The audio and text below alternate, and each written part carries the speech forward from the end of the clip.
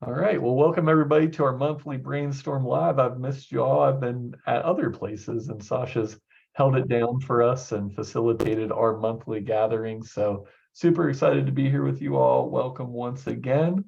As a quick reminder to the format, Dr. Lisa Beijan is going to talk with us for a bit. However, formally or informally, they will guide us.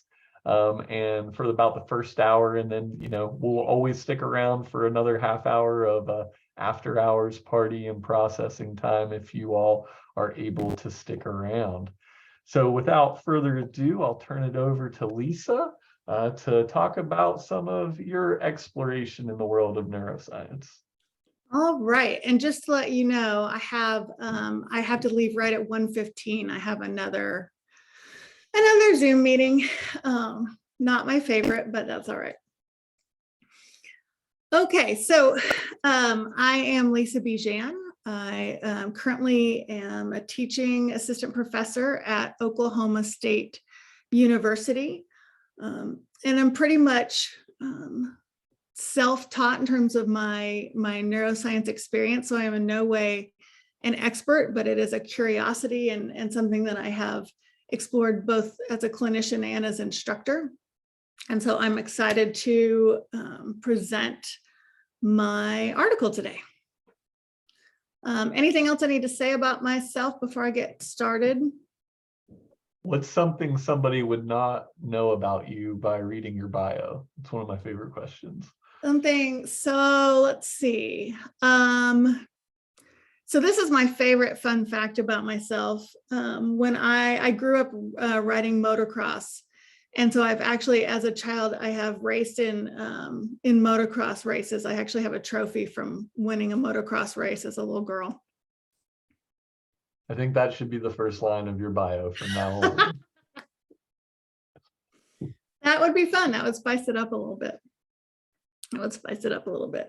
Also, fun thing, I just moved into a house here in Stillwater. So I'm still, if I had the ability to move my screen around, you'd see boxes and stuff, just it's chaos. And the mapping that is having to go on in my brain right now to find where all my stuff is exhausting. And even though I understand that that's what happens, it's still exhausting. But at least I know why I'm crazy. So that helps. All right. Well, let me jump in. So we're going to be talking about what the people I interviewed, what they had to say about neuroscience in counselor education.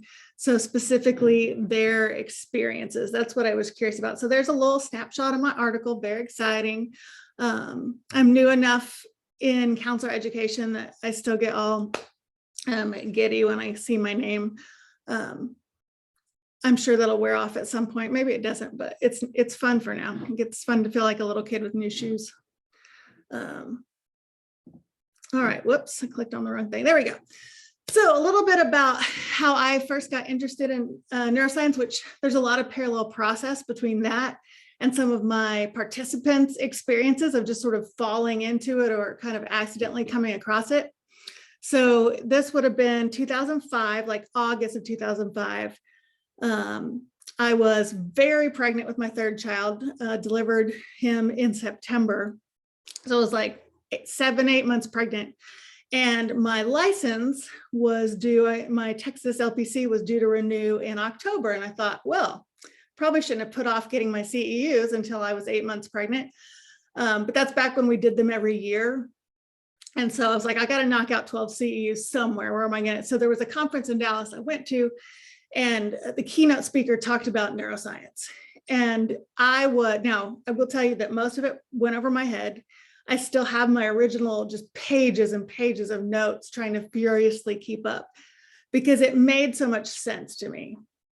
It clicked into the part that I wondered, why does this work, or how does this work? Or I want to understand the parts of counseling that are so intangible. I want to understand more about why is this effective? And so neuroscience gave me a little bit of that, gave me some tools to work with clients, gave me some things to educate. And then I just stayed interested in it. So I would, of course I was busy having kids and doing all that entails, but I would go to the library on Saturdays. So I went to the University of North Texas for all of my degrees. So I'd go up there, use my alumni library card and just scan through articles. And I finally realized that I probably should just go back to school since I'm spending my free time doing research anyway, which is pretty nerdy. I may as well put that towards something. So my youngest, who was the impetus for learning about neuroscience in the first place, I spent my whole recovery from that C-section just reading everything I could get my hands on, which at that time you could pretty much read everything you could get your hands on. Now you can't, but there weren't that many books out there on counseling and neuroscience in 2005. All right, where was I? I knew I'd get on a rabbit trail if I started talking about all that. Okay, so fast forward to 2014, the child that I had is now getting ready to go into middle school, and my kids don't require as much of my time. And I thought, I'll go back to school. That should be a quick, easy thing to have happen. It wasn't quick or easy, but it was lots of fun. And neuroscience was my primary area of study. So that was 2015, 2016 is when the new KCREP requirements came out. So it was good timing, lots of exploration around how do we meet these competencies, how do we help students? So it became required, but yet there wasn't much out there written at that point. There's still not a ton, but definitely then there wasn't much. And so the question I was like, how are people doing this? Right. So I see all these professors, and people in my program, some of them had been professors for a long, long time, but I knew that this was not something that they had in their own program. Right. And so I was just super curious of, okay, this isn't something most people were taught, and yet now they're supposed to be teaching it. I saw both in my clinical practice and at school kind of a resistance to it. So I had a hard time getting a major professor on board for my area of research. I was kind of limited to that geographic area, which is, and I studied play therapy, which is why I went back to University of North Texas, but there really wasn't a strong neuroscience presence. And so it was hard to get a major professor on board for that. And I saw people kind of paying lip service to it and heard that from other people at other schools as well. So that's what I decided I wanted to explore, was just how are people experiencing doing this? Let's see, I'm going to try to look at Nerds Unite. That's funny. That's how I felt. All right, I can't see the chat, but I'll try to check in on it occasionally. And if anybody has questions, just unmute and jump in. I don't mind at all. Okay. Lisa, just before we start, I was kind of waiting for you to answer this question, but you said that it was the birth of your last child that kind of was your impetus. And I wonder, was it just because the child was a child and you wanted to understand better, be a better parent? Or was there something in particular about the child that was? Oh, I wish it was that deep and meaningful. It was just dumb luck. I just needed CEUs. I just happened into the class. And then I didn't want to spend my entire recovery just watching television, because I knew I could, and I could turn my brain into mush. So I just went to the bookstore and bought everything I could find and started reading. But yeah, it didn't have anything to do with the kiddo in particular, although he's a lovely person.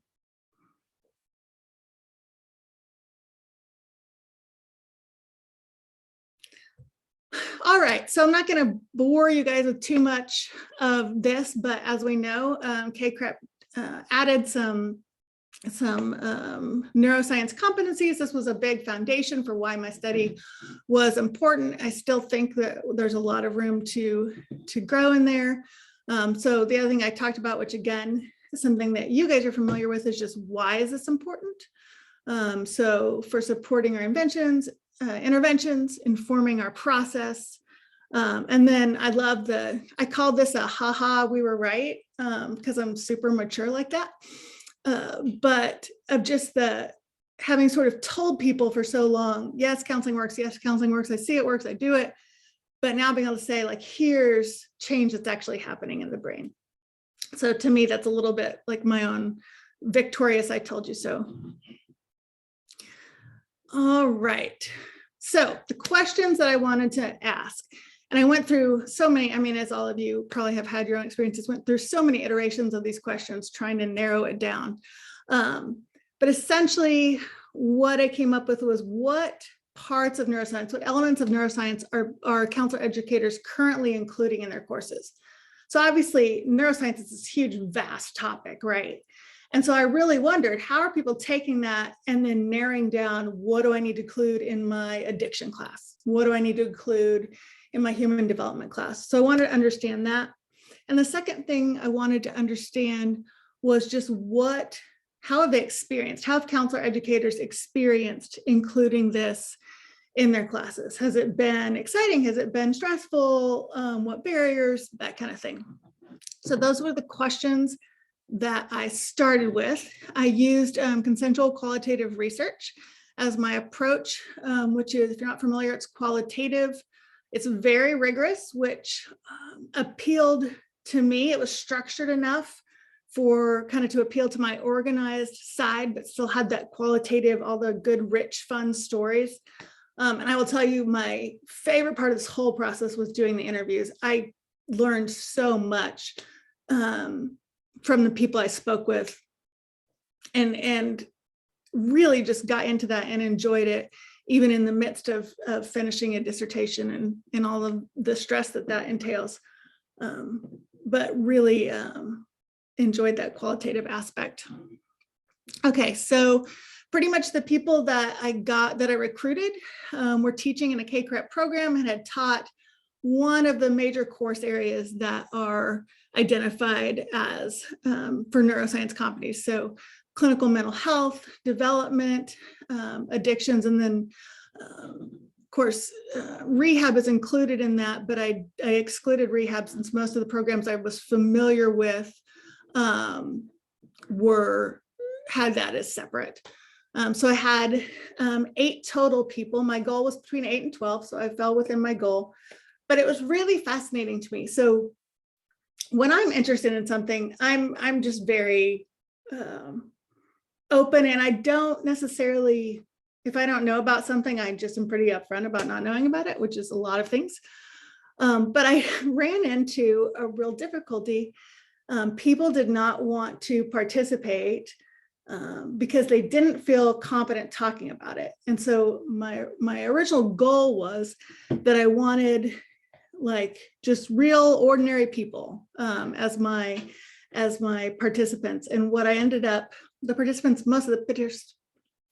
most of the participants I ended up recruiting were actually people who were more involved in the neuroscience and counseling field. They were more of the experts, because those were the people who were willing to talk about it.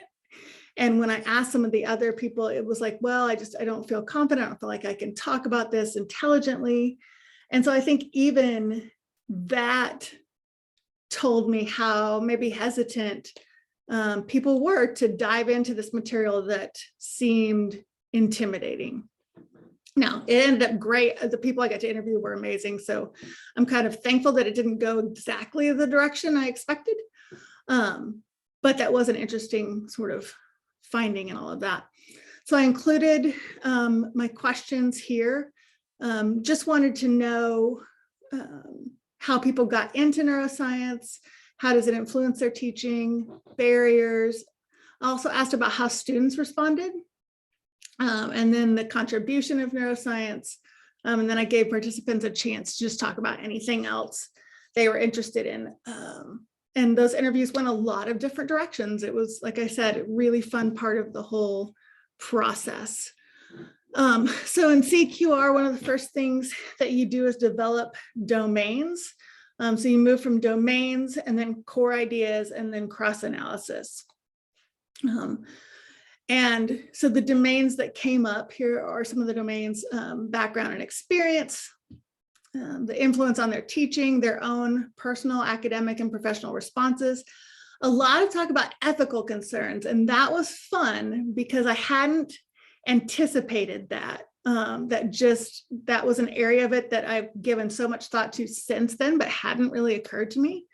And then talking a lot about research, literature, things that, whether what's available, what's not, opportunities, barriers, that kind of thing. But it was fun to let the data emerge and see the areas that hadn't even occurred to me that would be important.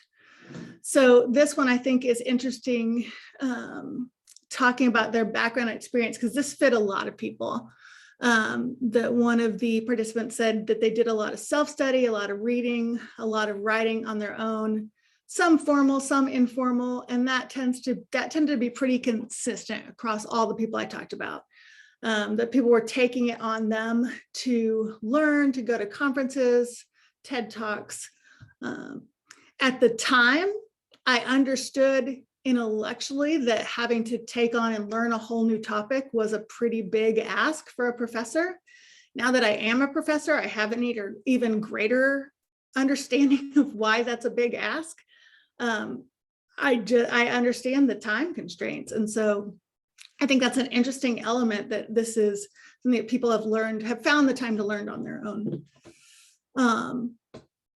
When it came to the influence on teaching, to me, this was, I mean, I say this about all the parts of it, but this was really fascinating because people, whoops, there we go. Because there was an element of people involving kind of using neuroscience to inform their pedagogy. So how they delivered their information. And that's what this quote talks about, but then also using it to inform their content. And there was such a wide variety of content. That was a tough part to really pin down because people used it in really different ways. But I thought this one was interesting from one of the participants talking about understanding like the neuroscience of learning. So structuring information in their classes that was reflected of what helped people learn, engaging their emotional system in addition to their cognitive system. They said, I have students apply what it is we're learning in a personal way, because if you're thinking through a personal lens, you can't help but get your emotions involved. So very much neuroscience informed learning. Neurochemistry was a big one that came up. Attachment came up pretty often. Trauma applications, of course, came up a lot as well. Let's see, any questions? I'll stop and take a breath if anybody has questions so far. Yeah, go ahead, Melissa.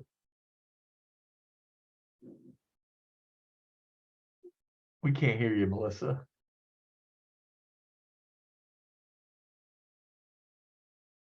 Yeah, it says you're unmuted, but we see your mouth moving, but we still don't hear anything.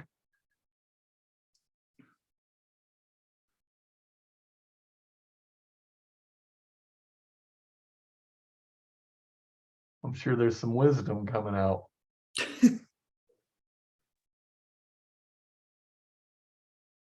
Well, you can type it in the chat or come back if you want, Melissa. I had one question, Lisa, going back to the methods for a minute. So I have my master's in rehab counseling, and like I attribute a lot of like my connection to medical aspects and, you know, physiological development and thing to my training in rehab counseling. So I know you mentioned you kind of excluded them from the study. Right. I was just curious to hear a little more about that decision, if you would. Yeah, so most of the programs and KCREP programs that are recruited from, more of them had rehab as really a separate discipline. And where I came from, rehab was a separate discipline to counseling or counseling education. Yeah. And so I just had to choose, I had to narrow it in one direction or the other. And so I narrowed it toward counselor education. I can see where though, and that would be an interesting thing to explore in and of itself, is people who come from more of a rehab background maybe are going to get more of that in their course of study than somebody from a straight counseling background. Yeah, I mean, that makes sense because they may not be, I mean, even though they're KCREP accredited programs at a master's level, maybe not at the B. I get what you're saying there. Thanks for adding that nuance. Yeah. Melissa, did you get on? Can you hear me now? Yes. Yep, we got you. Oh gosh, golly, sorry about that. My question was, you know, because you were talking about this being a very personal experience and neuroscience affecting education and that kind of stuff.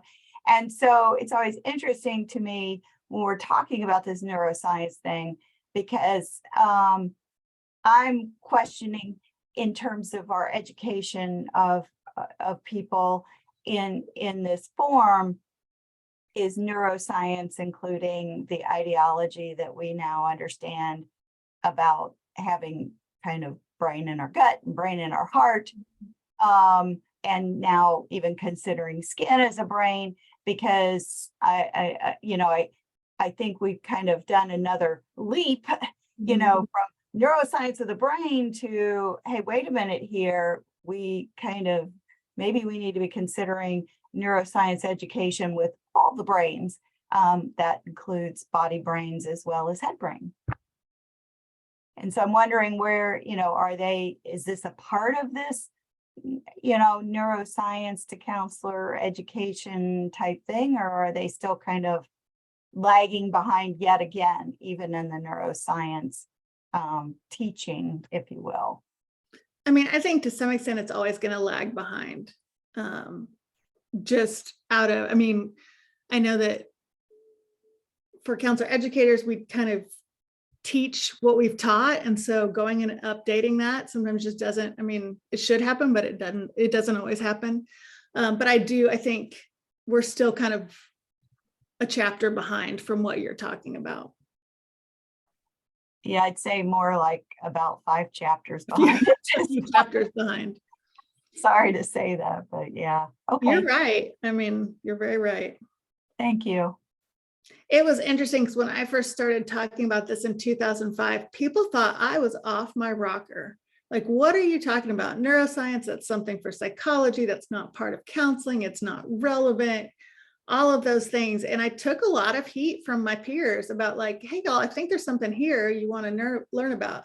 So I wish I'd kept a list of everybody who gave me a hard time so I could go back and say, I told you so. There's a theme here of me wanting to tell people that I told them. So I don't know that really reflects well on me, but good illustration of the amygdala. Yeah, there we go. Blame it on that. All right. So, whoops, going back. I think the personal and professional responses were very interesting. And this is where there was a lot of consistency in the results. So people talking about having trouble finding material published, that feeling a little insecure about going outside of their discipline to get to that information, talking about several people talked about the time and energy involved in building even a very basic competency and let alone feeling confident enough to teach it. I experienced trying to navigate, instead of the applied research, some of the original research, and just, it's a different language, it's a different style of publishing, the writing does look different. And then so trying to filter it through that counselor education perspective. People talked, again, the time consuming part came up and the availability came up a lot. And then some other responses that I didn't necessarily anticipate, but were very informative for me, was this idea, because some of the ethics of, is this overly reductionistic? So these applied models, are we getting too far away from the original research? Does it align with counseling values, which is something I've heard for a long time? Is it too medical?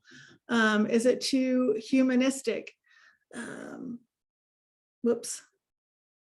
And that issue of kind of a fear of like jumping into something with applied models without really understanding the underlying, how this works, why, what is the original, what is this model grounded on? Yeah. So Laura, I'm just looking at your comment, and I think as someone new in counselor ed, I love the idea of changing things up and doing it different. And I've had to kind of learn when I need to keep my mouth shut and just be the new person, which is always interesting, navigating those kind of the political landscape. But I do think some change needs to happen. I agree. Let's see. So this is where we get more into depth of the ethical concerns and recommendations. People talking about, and same thing I felt today of like, what on earth makes me I can talk about my study, but I get outside of that and what makes me even qualified to be a supporter of this, to talk about it, to write about it. I don't have formal neuroscience training. I wish I could go back and do that, but you know, that just wasn't something I included as part of my process. So I liked this idea. So the term neurohumility came up and I really liked that. I clung to that term. Just this idea of the more we learn about the brain, the more we learn we don't know about the brain, which I think almost goes back to what you were talking about, Melissa, of what we thought we knew 10 years ago now is just so vastly different and will be vastly different 10 years from now. But that was an area, again, that for me was informative in my own process of just digging into looking at the ethical concerns, looking at for myself, am I using this in a way that is appropriately cautious, right? That is acknowledging. And so anytime I talk about neuroscience in my classes, I start with the idea of this quote, the more we learn about the brain, the more we learn we don't know about the brain. And I think that element of neurohumility is important. It's an important part of what came out of all of this for me. So the areas of future interest in research, this was another one that was just all over the place. So I included a couple of quotes here. One of the participants looking at addiction through an attachment lens, how attachment impacts brain development, which I've seen some more things come out about that. And I think that's just fascinating. Effects of intersectional oppression, systemic oppression, discrimination. So what are the neuroscience of oppression and discrimination? Intergenerational effects of the trauma. So many different things. And then that idea of ethical integration. How are we aligning this with our ethics? How are we doing this in an ethical manner? What are the unintended negative consequences? But there were so many areas of interest that people had, and it was really, what I heard was, I have all these areas of interest, I don't know how to find time to explore them all.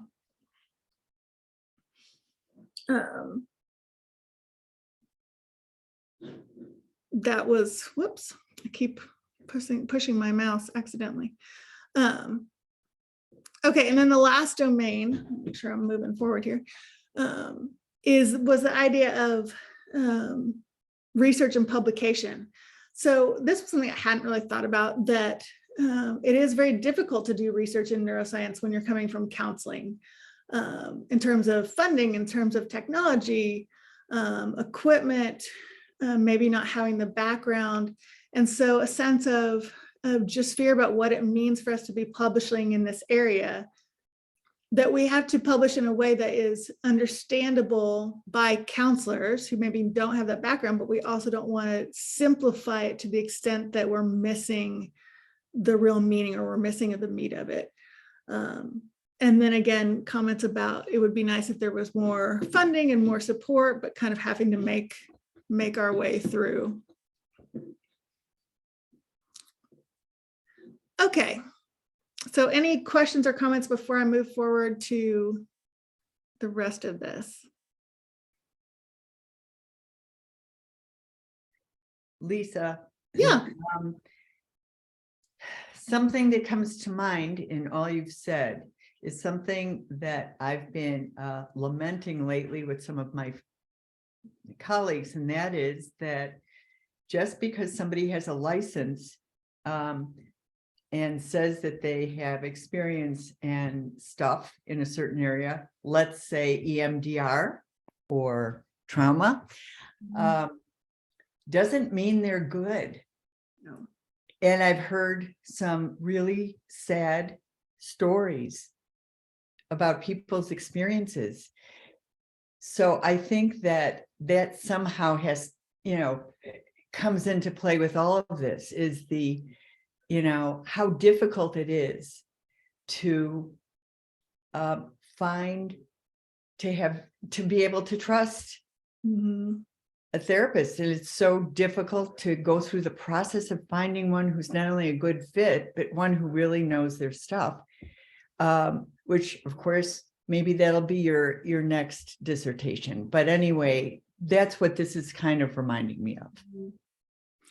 Well, and I think that's interesting. One of the reasons I decided I wanted to teach was I just got so frustrated seeing so many bad counselors that I wanted to contribute what I could to training better counselors. So yeah, I relate to just being frustrated with some of the mediocrity. Okay, so yeah, go ahead. So just a quick comment on that. Neuroscience is great. And I use a lot of neuroscience in my counseling, but at the same time, if someone comes in, and they're in an extreme grief and loss situation, explaining the brain and using neuroscience is probably not the path that's going to be best for them. So Right.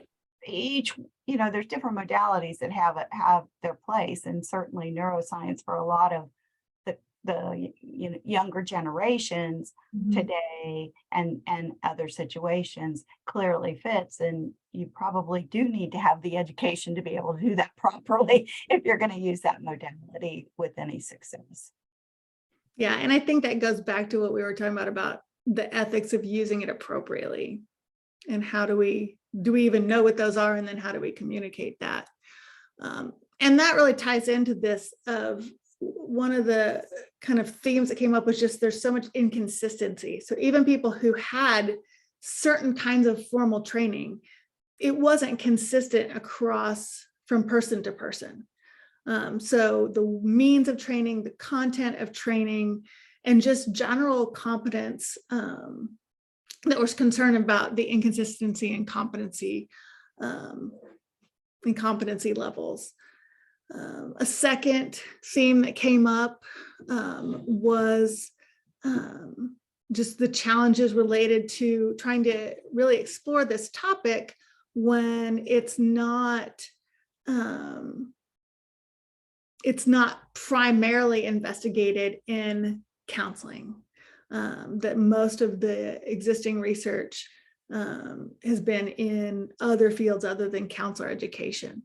And so what are the challenges related to that? Again, what we've talked about a couple of times, the ethical concerns about how we're integrating this both in clinical practice and in counseling education. Are we doing it in a informed way, in a humble way, and in a way that doesn't misrepresent information or use it in a way that's not helpful? And then the last one were just barriers that counselor educators face when they're doing this kind of research. And we've touched on some of that. So some of the implications that I pulled and my research team pulled from this data is, again, going back to the inconsistencies, the number of people who are self-taught, how much the degree to which participants use neuroscience in their teaching,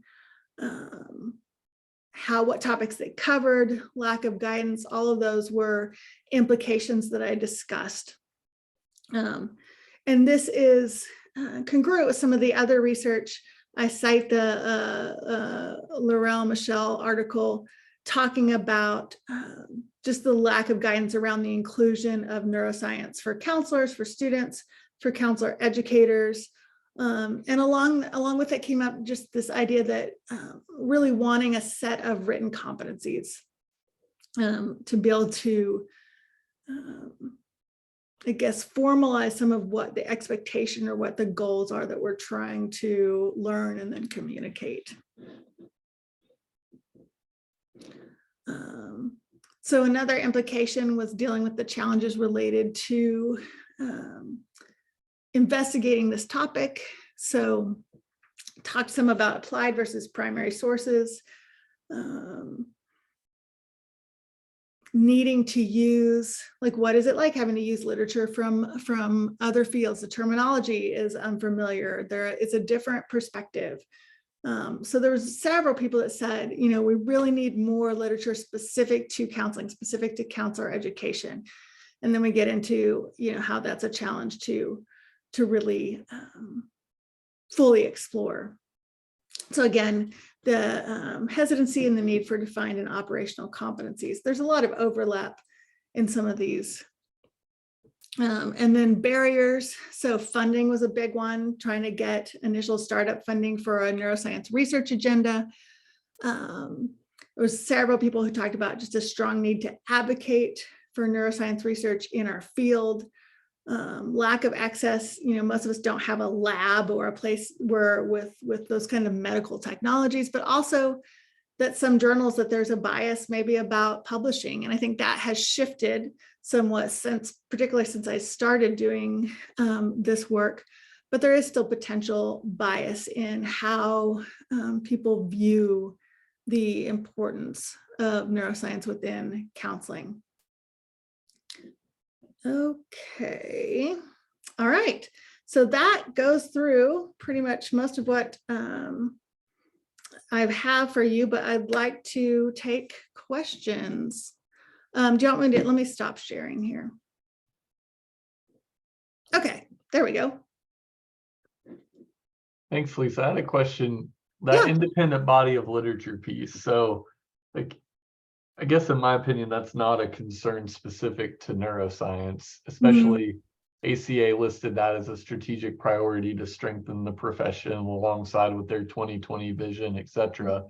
I think we have a long history of borrowing literature from outside counseling, applying it within our framework, and then generating it as such. So I don't know, what are your thoughts about how neuroscience either parallels or differs from that broader generic sort of emphasis for an independent body of literature? I think it parallels that. I think what maybe makes it more magnified for neuroscience is the difficulty of the technical language. So if I'm reading in another discipline, see I'm reading in a sociology or social work journal about trauma, a lot of the language is still going to be very much the same. Whereas with neuroscience, I think the language is a challenge.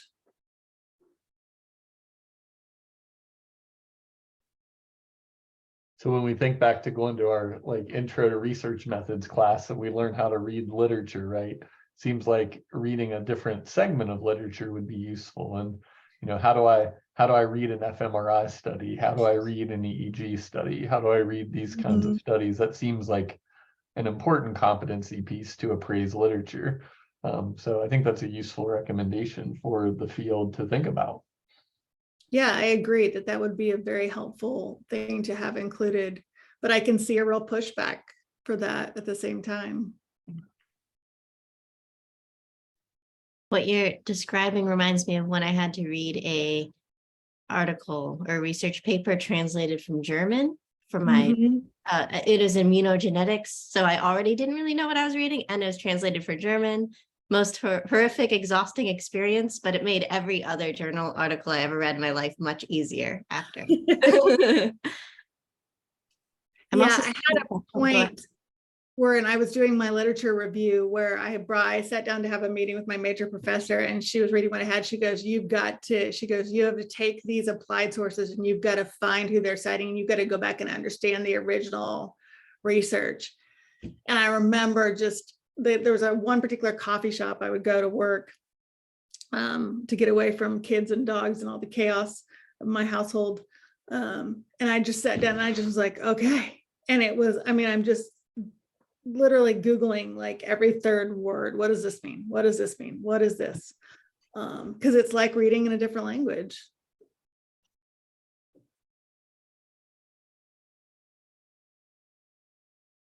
Let's see.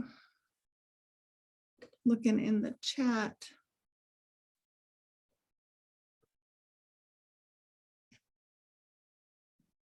Yeah,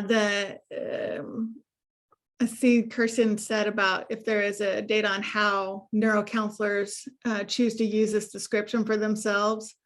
I think that is a concern. Everything's neuro this and neuro that. It gets used pretty willy-nilly. Yeah, and then really, have we even thought about neuroscience supervision? Because that's a whole nother page of that. Reducing intimidation, definitely. So let's see. How much do we add, but what areas is relevant? Yeah. Let me ask you that question, Lisa. This is a question that I've no one's ever really wanted to answer in any definitive way. You're gonna ask me, Um, thanks. Of course, yeah. I mean, because we need collective answers. Like we have to generate answers in community, I think, because it can't just be one president of one professional association, right? So like that question comes up in terms of we have one of the longest master's degree already. When we talk about we need a course in this, we need a course in that, we need standards in this, we need standards in that. We've always come up to this question of what is the absolute minimum that every single master's level counselor needs to know? And then what can be obtained afterwards? And this probably ties into your philosophy of counselor education too, which there's a secondary question to that, but I don't want to get too far off track. So Lisa, like, what would you say based in your research or lived experience, like what is the absolute minimum that every master's level graduate needs to know? So I think at least something related to development.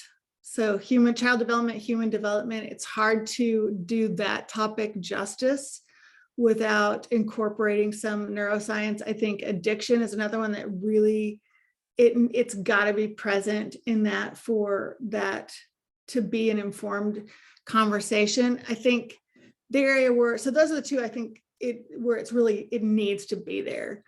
I think where there's some exciting opportunities is in more of our clinical mental health counseling classes of you bring it in to understand more of the process, but that gets pretty, that gets a little more ambiguous and a little bit maybe dicier content because it's not as clear cut.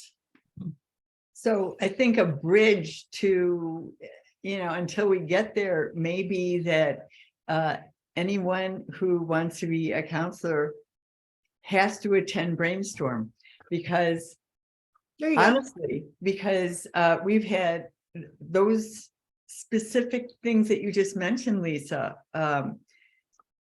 with development, addiction and stuff, those have been addressed. And this kind of vehicle allows for the cuttingest edge information to be disseminated. And, for those of us who attend, we're really lucky and it's fun and educational, but I can't imagine how I would be, feel as competent if I didn't attend these. It's a great way to sort of stay on top of what's going on and what's important to integrate into my practice. Yeah, and that was actually a common thing that several people said was they got the most out of meeting with groups of people and having these kind of discussions. Yeah, I was going to address, there are a couple of decent textbooks out now that I like. I think that's pretty new, but it is, I am seeing some, I think I saw a couple at ACA this year. I think this really speaks to something you mentioned too. It's not that some of these things don't exist, it's awareness of them that they exist. I mean, AMCA's had biological bases of behavior standards since early 2000s, and they've been revised at least 2 times in the last decade. And those have become sort of the de facto neuroscience standards, if you will. There's still some problems with them, but, I think that those do exist to provide some guidance, but they're definitely not for the entry-level counselor. Those are written for, advanced practice standards as they're defined. So those exist out there, and I think there's probably something to be said about which organization, which association gets to make the final decision, right? And how do we access that information? And I think that's something interesting to talk about as a field. I also, Melissa, you're bringing up a point here about like how much historical content should we include anymore? Like, or are we to a time where we can probably consolidate a lot of historical foundations and maybe not focus as much on those historical foundations to focus on more modern approaches? I think that's a fair debate that I just start hearing happening more and more regularly, Melissa. So I'd love to hear your thoughts though, Melissa. What would you say about, I don't know, what would your call to the counseling governing body in the world about how we should change that? Well, I mean, yeah, so you know, I mean, just that there's a lot of stuff, I mean, you know, that a lot of the past theories, I mean, it is great information, yeah, interesting, but you know, the theories aren't relevant anymore. They've been disproven or we've moved beyond them, and yet we're still, you know, spoon feeding this information in a very large way. And right, I mean, how, you know, how does that help us? If it's outdated information, how does that help us treat people with trauma today? You know, there are much better approaches because of our understanding of neuroscience and somatic practices, because again, you know, it's the body, it's the autonomic nervous system, and it's the whole person. I think that the whole person ideology of doing counseling is missing from a lot of those historical understandings and theories about counseling. So yeah, I mean, it's great, but if you want to do it on your own, you know, that's fine. But I'd rather know about the stuff that I can use today and tomorrow for my clients now, you know. And it's interesting because with the point that was just being spoken about in terms of the classes, because what I was thinking about, you know, I had when I was working on my degree, we had some classes that, you know, taught about neural pathways and the whole structure of the brain a bit.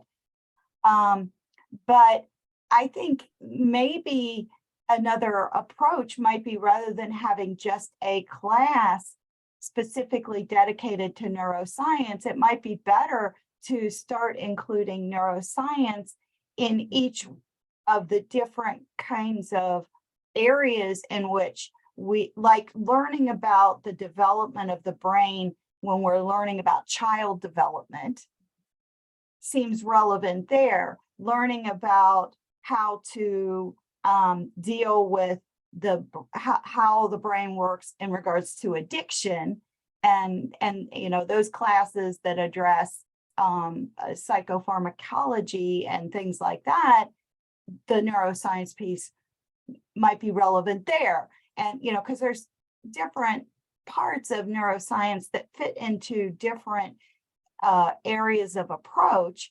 And so maybe it's not about a single class, but integration more systemically of the neuroscience information across the board. Sorry for that long-winded answer. I wanted to kind of go ahead, Kathy. No.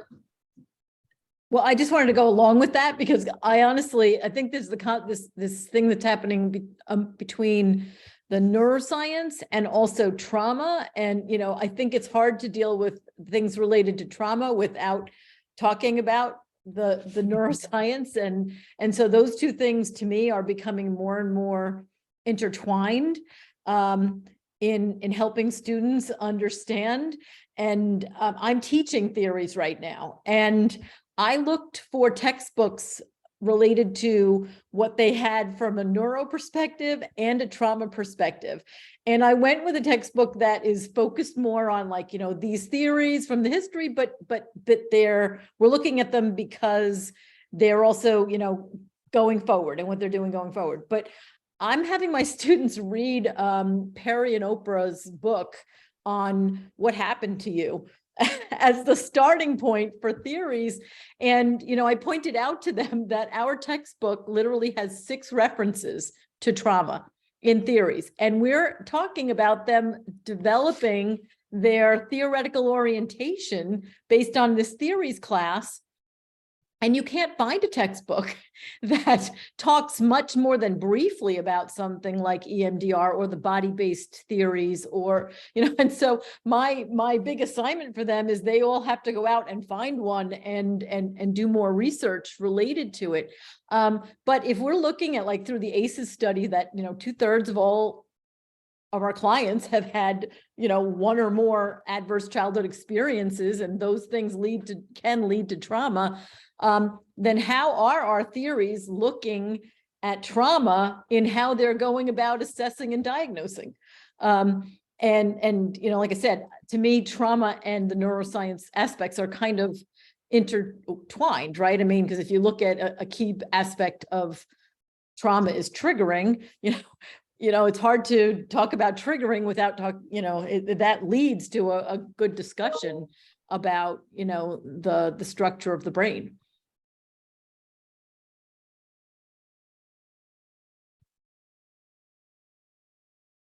So I see them as agreeing with what Melissa said about more of it needing to be across the curriculum than a specific course. But I do think we have to talk more about how that happens, because depending on how comfortable a professor is, which goes right back to your research, right, is as to whether it gets discussed at all or not. And I learned about it and became interested when my child was having attention deficit, and somewhere along the way I read a book, Teaching with the Brain in Mind, which led me into this area. And when I was going through my PhD program in 2013, one of my colleagues laughed. She's like, "You're the only one who talked about anything having to do with neuroscience or any of these things." And she's like, "I've now become like an expert in EMDR because it's something that but I've needed in order to deal with my clients and trauma." But if you don't have a program I'm sure they probably at this point, there's more interest, within programs, but it's odd when it's the student, and it sounds like you had a similar experience, who is the person who's bringing the information into the program.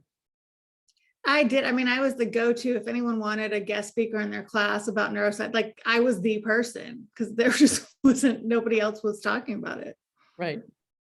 I think what you guys are saying also points to how what is known seems to be changing every 5 minutes in neuroscience. So, I mean, it reminds me of the old days where, I don't know, you'd get a computer, but then next year that computer is out of date, and it's out of date and out of date and out of date. And I think that how quickly our knowledge, our awareness about how humans work is really, it's not going to be slowing down. And I think it would be great to sort of integrate that reality into how we